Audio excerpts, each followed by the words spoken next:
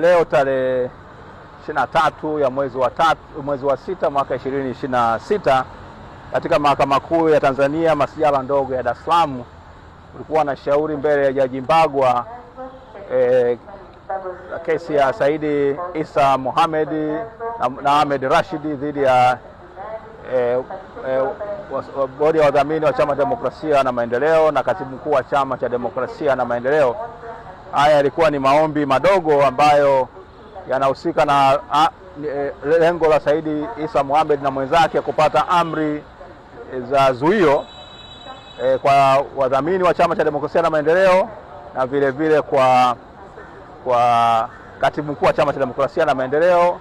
Wanarudia yale ambao walikuwa wameomba mwaka jana, kwanza kuzuia matumizi ya mali za chama, ofisi, magari, vifaa vyote vya chama, na pili kumzuia katibu mkuu na wote ambao wanafanya kazi chini yake kujihusisha na shughuli za siasa.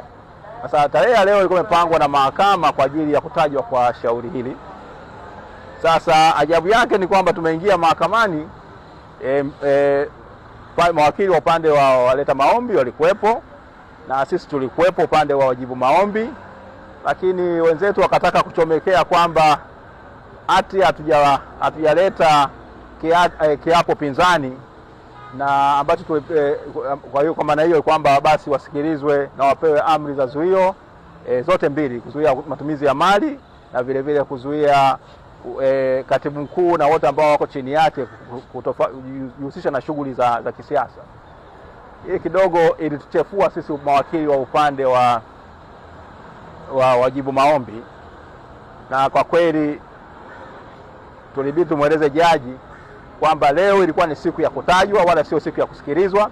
Kesi hii inasikilizwa kwa pande zote mbili wala sio kwa upande mmoja, na jaji hakutaka tuendelee mbali sana. Akasema amri ya mahakama au wito wa mahakama uko wazi kabisa kwamba leo ilikuwa ni siku ya kutajwa kwa kesi hii, na kwa maana hiyo hayo mengine yote tusiyazungumze, bali ya kwamba upande wa wenzetu walikuwa wamefanya mawasilisho marefu, lakini nimesema kutokana na hivyo wametuchefua na tunategemea kuchukua hatua stahiki dhidi ya mawakili wote hawa. Yale yote ambayo waliyafanya mwaka jana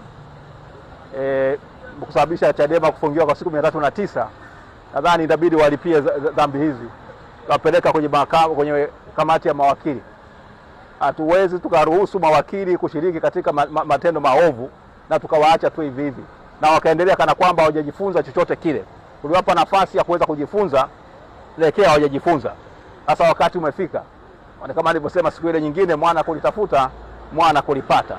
Sasa hatuwezi tukaruhusu watu kufikiria kwamba unaweza ukaenda ukachezea tu haki za Watanzania, mamilioni ya Watanzania ambao ni wafuasi na wanachama wa Chama cha Demokrasia na Maendeleo, ambacho ni chama kikuu cha siasa katika nchi hii. Hakuna chama kingine chochote kile katika nchi hii ambacho ni kikuu kama Chama cha Demokrasia na Maendeleo. Alafu wewe unafikiri kwamba tunaweza kuja mahakamani ukapata tu amri hizo yenyeji na ukazipata na ukazitumia vibaya kwa kukiuka haki za katiba za wananchi wa nchi hii.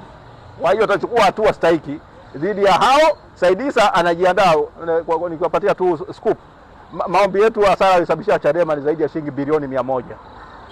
Kwa hiyo na hao mawakili wameshiriki katika kusababisha hiyo hasara, tutawasaidia kuweza kuilipa kwa namna inayostahili.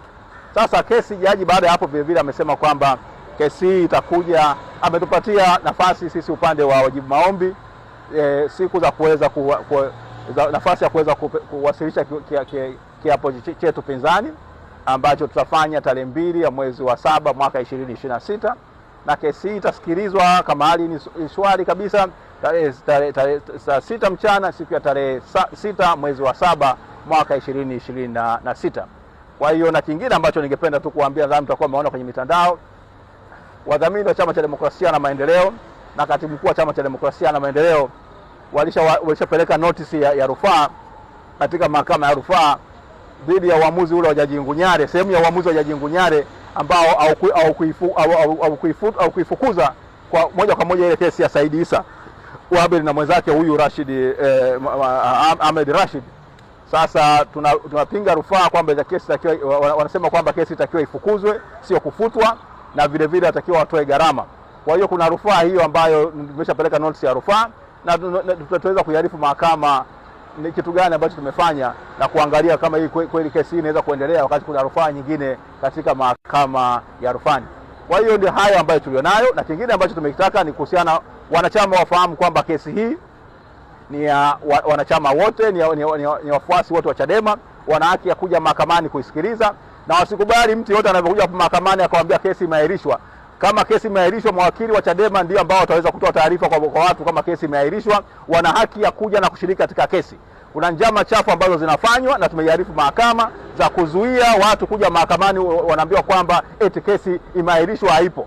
Wanachama cha Demokrasia na Maendeleo, kama kesi imekuwa imeahirishwa, mtaambiwa na mwakili wa Chama cha Demokrasia na Maendeleo na si mtu mwingine yeyote yule. Asanteni sana.